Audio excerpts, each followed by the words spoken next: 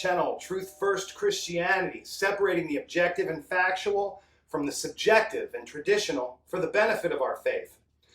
I don't mean to kick a hornet's nest here. If you've learned anything from my channel, it should be that we can't zero in on any one denomination as 100% correct. I know a lot of great Catholic people who are devout. This is not intended to offend anybody. Narrative apologetics gets us to the core truth of the Christian faith, and we have to have this discussion.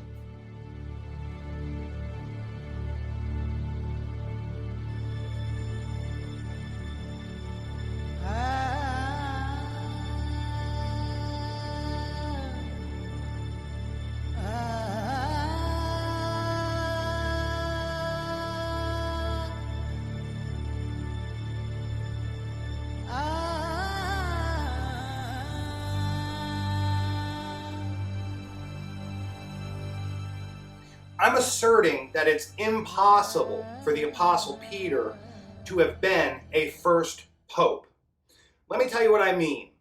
If what's being said is that Peter was the first primary spiritual leader of the church, I can agree with that. If Peter was a more universal leader who had interactions with the entire Christian movement, I can agree with those things. However, a unique position with one set of doctrines and theologies did not exist at the time, and it can't be said, and as we'll see by the history, it can't have happened.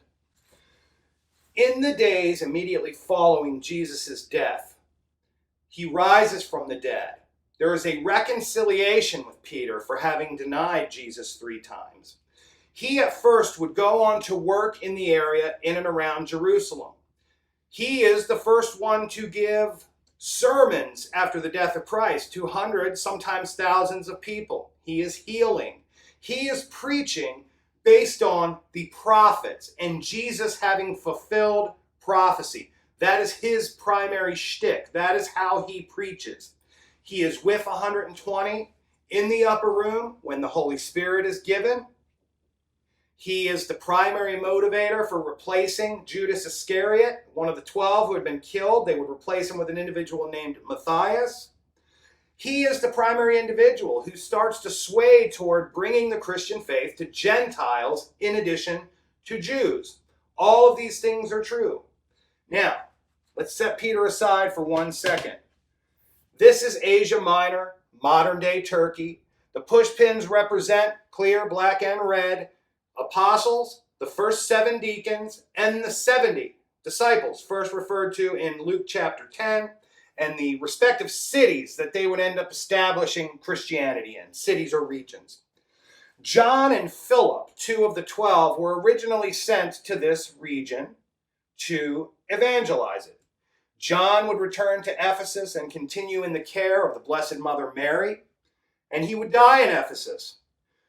Sometime around that time, Peter would take over that region, along with Matthew, his brother Andrew, and Bartholomew or Nathaniel. They would end up dispersing. Andrew would come to what is modern-day Russia and northeastern Europe. We lose track of both Matthew and Nathaniel. Not much is known about Nathaniel to begin with, but Peter is listed as the first bishop of Antioch. Right there, south of Turkey and on the line there with modern-day Syria. He's also listed as the first bishop of Rome. So let's put some guardrails up here. We know that Peter died sometime between the years 64 and 67. How do we know it?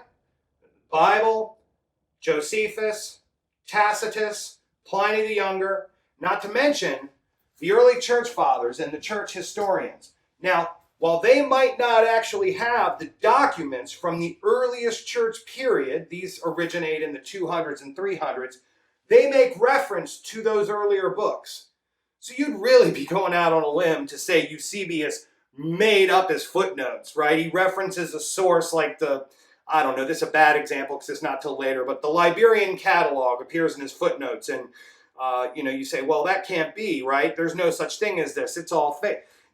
that would be the same to accuse an academic today of turning in a master's degree thesis with fake footnotes. You just don't hardly ever see it. It's more effort to fake a footnote than it is just to write the real thing. Peter is followed in Antioch in the bishopric by an individual named Evodius, who didn't seem to serve in that position for more than a year. I don't know if he died. He didn't move anywhere else, I can tell you that. And he's followed by Ignatius, the pupil of John. So it's interesting. John begins evangelizing this region, returns to Ephesus and dies. Peter comes in and takes over. How do we know? Well, read his letter. He says, to the pilgrims of the dispersion of Bithynia, Pontia, Galatia, Cappadocia, it's all right there.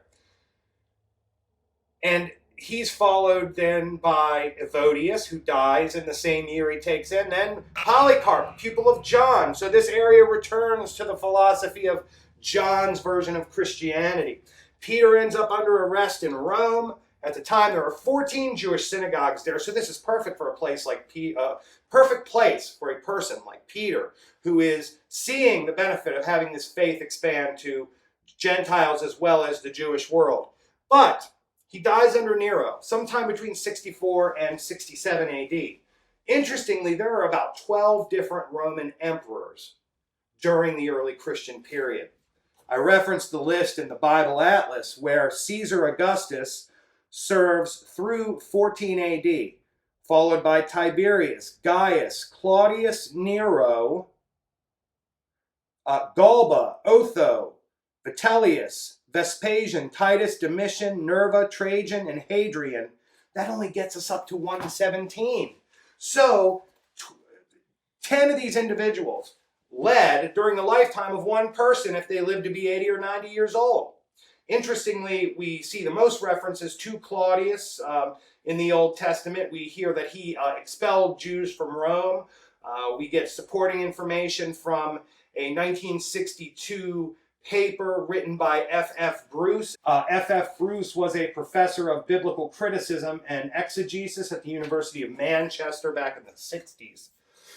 So we have Peter, who dies between 64 and 67 under Nero. We know he died under Nero. Paul is also martyred there. There's a great tradition of martyrship of Peter and Paul in Rome. And Peter is listed as the first pope, followed by like Linus, Cletus, Clement. Cletus might have been the same as the fifth pope, Anacletus. The best source we might have for that would be the Liber Pontificalis, which is a later century reworking of the early Liberian catalog. But can't you just envision them saying, well, for the first pope, right, we'll list Peter. Peter was the first bishop of Rome, the first leader of the church. Rome is the primary seat of Christianity. Here's the problem. Rome is not the primary seat of Christianity. Look at this. Look at this. These all represent cities and regions that had Christian influence. You're telling me Rome had more influence than Jerusalem? Rome had more influence than Ephesus, Antioch, all these other places that are listed? I just don't see it. I don't see it. Not at all meant to be offensive. I think Peter is clearly an early spiritual leader in the church. Is he greater than John, the apostle that Jesus loved? The one that he gave care of his mother to? Is Peter greater than Paul? I don't know, right? These are very subjective questions, but I don't know that we can put Peter in a seat above John at least, but the influence of the other apostles in hindsight. So I think you have to treat Rome just like the other cities of the time, right? Anyway, that's my thoughts on it for what they are. Ladies and gentlemen, I appreciate your support of this channel. You can help me out on PayPal, Cashapp, Venmo to support the research work that goes on. You can purchase one of the books of the Just Tell Me the Truth About Christianity series. They're pretty inexpensive. Amazon.com/nicholasdgarrett. You can get yourself a Just Tell Me the Truth About Christianity t-shirt. We have these ones. We have ones that have a picture that I took of the catacombs of the Franciscan monastery. One of my favorites is the Nephilim hoodie. There were Nephilim on the earth in those days and also after that. Anyway, God bless you, my friends, and may your work today bear fruit. Talk to you next time.